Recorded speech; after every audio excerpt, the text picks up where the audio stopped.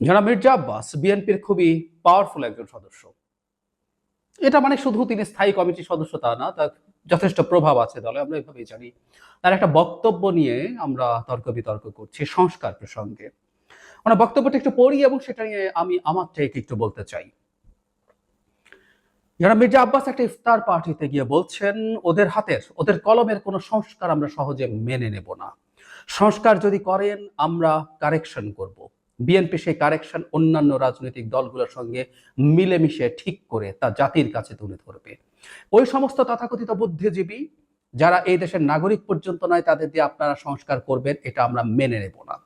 তিনি বলছেন, আমরা চাই নির্বাচনের জন্য যতটুকু সংস্কার দরকার ততটুকু সংস্কার করে নির্বাচন দিন। নির্বাচনের পরে যেই ক্ষমতায় আসুক তাকে আমরা সালাম দিয়ে মেনে নেব। কোনো অনির্বাচিত সরকারের ব্যক্তির কোনো কথা আমরা মেনে নেব না। নির্বাচনে সংস্কার করতে বলছেন এবং বাকিটা তারা করবেন সেরকম বলছেন। তারপরে উনি বলছেন নির্বাচন নিয়ে অনেকের অনেক মন্তব্য আছে, সেটা নিয়ে যাতে কনফিউশন না হয় সেটার ব্যাপারে সতর্ক থাকতে তিনি বলছেন। খুবই টাফ একটা মন্তব্য এবং এই মন্তব্য মানে আমি এই জায়গাটা আবার একটু পড়ি। তথাকথিত বুদ্ধিজীবী যারা এদেশের নাগরিক পর্যন্ত নয় তাদের দিয়ে আপনারা সংস্কার করবেন, এটা আমরা মেনে নেব না। একদম খুব স্পষ্টভাবে বলছেন। সংস্কার প্রসঙ্গে যে ডিবেটটা তার বক্তব্য ঘিরে আসছে সেটা হলো তার এই বক্তব্যকে আমরা কিভাবে নেব। কেউ কেউ বলার চেষ্টা করছেন যে তিনি দলের একজন গুরুত্বপূর্ণ সদস্য, কিন্তু সংস্কার প্রসঙ্গে দলের প্রধান, এখন ডিফ্যাক্টো প্রধান জনাব তারেক রহমান যা বলছেন, তিনি তার অবস্থান ক্লিয়ার করেছেন। তার বক্তব্য নিয়ে আমাদের মাথা ঘামানোর দরকার নেই মনে হয় এক ধরনের। কিন্তু আমি এটাকে খুব এত সহজভাবে, এত মানে সাধারণভাবে দেখতে প্রস্তুত নই। কারণ হচ্ছে তার এই বক্তব্য যদি আমরা গুরুত্ব নাই দিতে হয় স্থায়ী কমিটির একজন সদস্য, তাহলে যে আমরা এতদিন ধরে একটা ডিবেট করছি, আমাদের প্রধান উপদেষ্টা তো নির্বাচন কবে হবে সেটা নিয়ে ক্লিয়ার মন্তব্য দিয়ে দিয়েছেন, একদম ক্লিয়ার প্রথম দিন থেকেই। একটু অবশ্য রিসেন্টলিতে কিছু ফ্লাকচুয়েশন দেখা যাচ্ছে, সেটা নিয়েও কথা বলতে চাই। কিন্তু উনি রিপিটেডলি যখন বলছেন অল্প সংস্কার হলে ডিসেম্বর, না হলে পরে জুনের মধ্যে হবে, তখন যখন কোনো কোনো উপদেষ্টার ভিন্ন ধরনের মন্তব্য এসছে, আমরা তো সেটাকে নিয়ে আমরা সেটাকে ক্রিটিক করেছি। কারণ একটা উপদেষ্টা পরিষদের সদস্য একজনও যখন প্রধান উপদেষ্টার বাইরে গিয়ে মন্তব্য করেন, সেটাকে হালকাভাবে দেখার কিছু নেই। যারা মির্জা আব্বাস খুব ছোট পদের মানুষ নন। সবচেয়ে সর্বোচ্চ নীতি নির্ধারণী যে জায়গা স্ট্যান্ডিং কমিটি, সেটার মেম্বার, তিনি বলছেন সেটাকে গুরুত্ব দিতে হবে। তিনি এমপি নির্বাচন করেন, তিনি মন্ত্রী হবারও সম্ভাবনা আছে। আমি জানি না, উনি অনেক আগে, বহু বছর আগেও মন্ত্রী হয়েছেন, ঢাকার মেয়র হয়েছেন। So he is a very powerful person, কোনো সন্দেহ নেই। সুতরাং তার এই মন্তব্যকে সিরিয়াসলি নিতে হবে আসলে, এবং দলকে এই ব্যাপারগুলোকে কেয়ারফুলি ডিল করতে হবে। আমরা কি ধরনের সংস্কার নেব না নেব, কতটুকু না নেব, এটা নিয়ে বিএনপির একটা স্ট্যান্স আছে। এটা সত্যিই আছে। এবং এখন পর্যন্ত সরকারের দিক থেকে তো বলা হয়নি যে তারা জোর করে কোনো রকম কোনো সংস্কার চাপিয়ে দেবেন। আমি প্রধান উপদেষ্টাকে বারবার বলতে শুনেছি উনি কনসেনসাসের মাধ্যমে করবেন। নট অনলি দ্যাট, ডেইলি স্টারের সম্পাদকের সাথে একটা ইন্টারভিউতে তিনি নিজেদেরকে ফ্যাসিলিটেটর বলেছেন, ক্লিয়ারলি বলেছেন।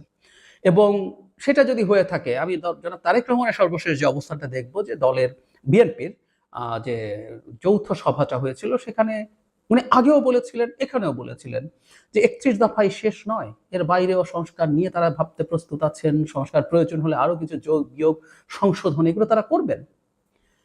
এটা তো ফ্যাক্ট। ৫ অগস্টের আগে বিএনপি যেভাবে সংস্কারকে দেখেছে, ৩১ দফা নিশ্চিতভাবে একটা সংস্কারের জায়গা, কিন্তু এটা নিয়ে আমার ব্যক্তিগত টেকও আমি বলেছি, বেশ কিছু ক্ষেত্রে এক ধরনের অ্যাম্বিগুইটি আছে, অস্পষ্টতা আছে। তাদেরকে সেটা ভাবতে হবে। এবং ৫ অগস্টের পর মানুষের এক্সপেকটেশনের জায়গাও পাল্টেছে। একটা সরকারকে যখন প্রচুর মূল্য দিয়ে, একটা রেজিমকে রক্ত দিয়ে, মাসুল দিয়ে, এর মধ্যে বিএনপিরও প্রচুর প্রচুর অ্যাক্টিভিস্ট আছে, এটা জুলাই অগস্টে তো বটেই, এর আগেও দীর্ঘ হিস্ট্রি আছে। সো এই জায়গায় দাঁড়িয়ে সংস্কারকে আগের জায়গায় দেখাও ঠিক হবে না। আমি তো দেখছি যে সর্বোচ্চ নেতৃত্ব সেটা দেখছেন। যারা মির্জা আব্বাসের এই ধরনের বক্তব্য দেওয়াটা আসলে সংস্কার নিয়ে কনফিউশন তৈরি করবে। আমরা এটা মানি বা বুঝি, যেটা আমি সবসময় বলেছি, দেশের আপামর জনসাধারণ সংস্কার ব্যাপারটা যে খুব বোঝে, নট নেসেসারিলি। যে মানুষের দিন মানে নুন আনতে পান্তা ফুরায়, যে মানুষ এখনো টিসিবি ট্রাকের পেছনে লাইন পাওয়ার জন্য দৌড়ায়, এরকম একটা ভিডিও রিসেন্টলি আমরা দেখেছি, যে ঘন্টার পর ঘন্টা লাইন দেয় ২০০-৩০০ টাকা কম দামে পণ্য পাবে বলে। তার কাছে সংস্কার হয়তো খুব গুরুত্বপূর্ণ না, কিন্তু একই সাথে এটাও খুব জরুরি ব্যাপার। সংস্কার যদি হয়, যতগুলো সংস্কারের আলাপ আসছে সেগুলো সবচেয়ে প্রান্তিক মানুষটার জীবনটাকেও সুন্দর করে তুলবে, ভালো করে তুলবে। তো সেই জায়গাটা তাদের বিবেচনায় রাখতে হবে। আর বিএনপি যেহেতু একটা রাজনৈতিক দল, তাকে একটা কথা বুঝতে হবে, আরবান এডুকেটেড মিডল ক্লাস, শিক্ষিত শহুরে যে মধ্যবিত্ত শ্রেণী আছে, তাদের একটা বড় অংশের কাছে এই সংস্কারের আলাপটা গ্রাউন্ড পেয়েছে, ট্র্যাকশন পেয়েছে। সুতরাং তাদের ব্যাপারেও তাদের ভাবতে হবে, কারণ দিনের শেষে সমাজে এজেন্ডা সেটিং এবং অপিনিয়ন মেকিং মূলত এই মানুষগুলোর হাত দিয়ে হয়।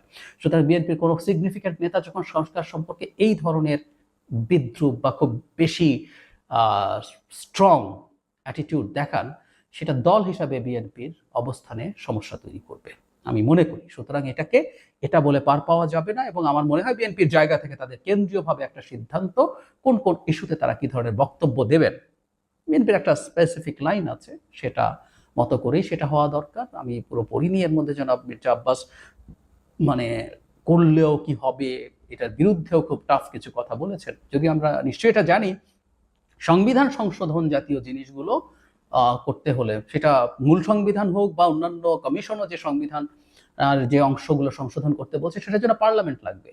কিন্তু আইনের পরিবর্তনের মাধ্যমে যে সংস্কার সম্ভব, সেটা চাইলে অধ্যাদেশ বা অর্ডিন্যান্সের মাধ্যমেই করা যায়। সুতরাং অন্তত এই সরকার থাকাকালীন সেটা হতে পারে, কিন্তু এই সরকার এমন কিছু করবে তা তো বলেনি।